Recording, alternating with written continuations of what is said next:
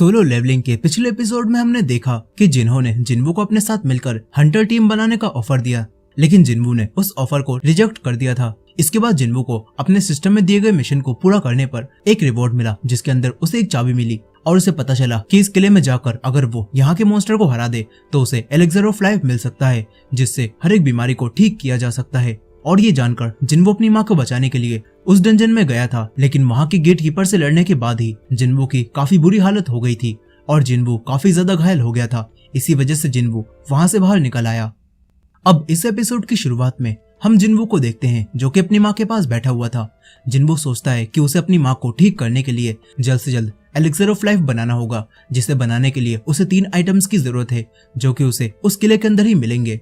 लेकिन जिन्वू किले के अंदर जाने से पहले अपने लेवल्स और पावर बढ़ाने के बारे में सोचता है। इसी वजह से अब जिन्वू जिन्हो से मिलता है और उसके ऑफर को भी एक्सेप्ट कर लेता है ताकि वो जिन्हो की टीम में रहकर कई सारी और रेड्स कर सके और मॉन्स्टर्स को मारकर अपना लेवल बढ़ा सके। लेकिन यहाँ पर जिन्वू जिन्हो से कहता है कि मेरी एक शर्त है और वो ये है कि हम दोनों ही अकेले पोर्टल के अंदर जाएंगे और वहाँ के बॉस से लड़ेंगे और बाकी सभी लोग बाहर ही रहेंगे ताकि मेरी पावर्स के बारे में किसी को भी पता ना चले। यहाँ जिन्हो जिन्वू की बात मानने के लिए तैयार हो जाता है। वहीं दूसरी तरफ हम एस रैंक हंटर चाहे को देखते हैं जो कि अपनी ट्रेनिंग कर रही थी। तभी जिन्हो के डैड का एक आदमी चाहे के पास आता है और उसे यूजिन कंस्ट्रक्शन का एक कार्ड देता है और बताता है कि यूजिन कंस्ट्रक्शन एक गिल्ड बनाने जा रही है। यहीं जिन्हो अपने डैड से बात कर रहा था। यहाँ जिन्हो के डैड उससे कहते हैं कि हंटर्स का काम काफी मुश्किल होता है और हंटर्स जो भी काम करते हैं वो कुछ बड़ी गिल्ड्स के कहने पर ही करते हैं। यहाँ जिन्हो के डैड जिन्हो से कहते हैं कि अब मैं भी एक हंटर गिल्ड बनाना चाहता हूँ ताकि इससे हमारे बिजनेस में काफी ज्यादा फायदा हो सके। इस तरफ जिन्वू फिर से अपने रोज के गोल्स को पूरा करता है और पॉइंट्स को इकट्ठा करता है, लेकिन अब जिन्वू को लिमिटेड पॉइंट्स ही मिलते हैं और कोई भी एक्स्ट्रा पॉइंट नहीं मिलते। ये देखकर जिन्वू काफी परेशान होता है। तभी जिन्वू अपने पुराने मिशन में मिले हुए एक बॉक्स को ओपन करता है, लेकिन उसके अंदर से भी जिन्वू को कोई खास चीज नहीं मिलती। ये देखकर अब जिन्वू जल्द से जल्द जिन्हो के साथ सी रैंक के पोर्टल्स में रेड करने के बारे में सोचता है ताकि वो अपने लेवल को बढ़ाकर पावरफुल बन सके। यहीं जिन्वू के पास हंटर एसोसिएशन की तरफ से एक मिशन पर जाने का ऑफर भी आता है, लेकिन जिन्वू उनके ऑफर का कोई भी रिप्लाई नहीं देता। वहीं दूसरी तरफ जिन्हो अब मिस्टर सॉन्ग के पास आता है जो कि अपना एक हाथ कटने के बाद दूसरे हंटर्स को ट्रेन कर रहे थे। यहाँ मिस्टर सॉन्ग अभी भी उस डबल डंजन के हादसे को भूल नहीं पाए थे।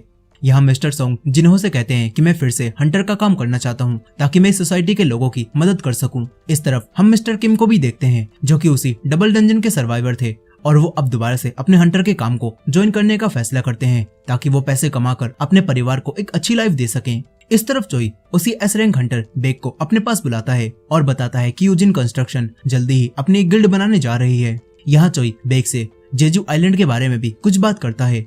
वहीं दूसरी तरफ हम जूही को देखते हैं। उसके पास उसकी मॉम की कॉल आती है और यहाँ जूही भी अभी भी अपने आप को पूरी तरह से नहीं संभाल पाई थी। यहाँ जूही की मॉम उससे सदमे से बाहर निकलकर अपने आप को संभालने के लिए बोलती हैं और उसे गांव वापस बुलाती हैं, लेकिन जूही अपनी मॉम की कॉल को काट देती है।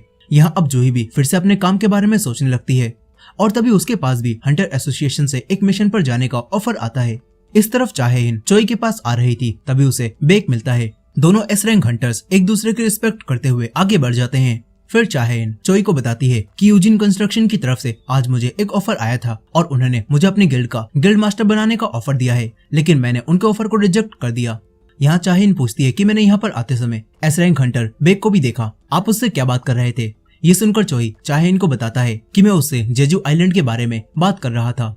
वहीं दूसरी तरफ हम बेक को भी देखते हैं जो कि चोई की बात को याद करता है और चोई ने उससे जेजू आइलैंड के बारे में बताया था जिसे कि अब बंद कर दिया गया है। यहाँ चोई बेक को बताता है कि मैं जेजू आइलैंड पर हुए उस हादसे को अभी तक नहीं भूल पाया हूँ और हम सभी एस रैंक हंटर्स को अब दोबारा से एक साथ मिलकर जेजू आइलैंड पर दोबारा हमला करना होगा और वहाँ पर मौजूद सारे मॉन्स्टर्स को खत्म करना होगा। यहाँ इन लोगों की बातों से हमें पता चलता है कि जेजू आइलैंड पर हुई उस रेड में सभी एस रैंक हंटर हार गए थे और बेक ने भी अपने कुछ साथियों को वहाँ खो दिया।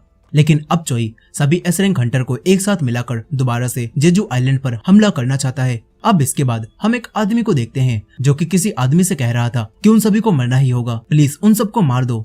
फिर अगले दिन जिन्वू जब अपने काम पर जा रहा होता है तो यहाँ मिस्टर सॉन्ग भी उसी पोर्टल की रेड में शामिल होने आए होते हैं और मिस्टर सॉन्ग जिन्वू को देखते हैं और हैरान रह जाते हैं क्योंकि जिन्वू पहले से काफी बदल गया था। साथ ही मिस्टर सोंग जिनवू से पूछते हैं कि आखिर तुम्हारा पैर सही कैसे हुआ, ये तो कट गया था। इस पर जिनवू सोंग को बताता है कि जब मैं हॉस्पिटल में उठा तो ये ठीक हो चुका था। ये सुनकर मिस्टर सोंग को लगता है कि जो लोग जिनवू को बचाने गए थे उनमें से जरूर कोई ऊंची रैंक का हीलर होगा जिसने जिनवू का पैर ठीक कर दिया होगा।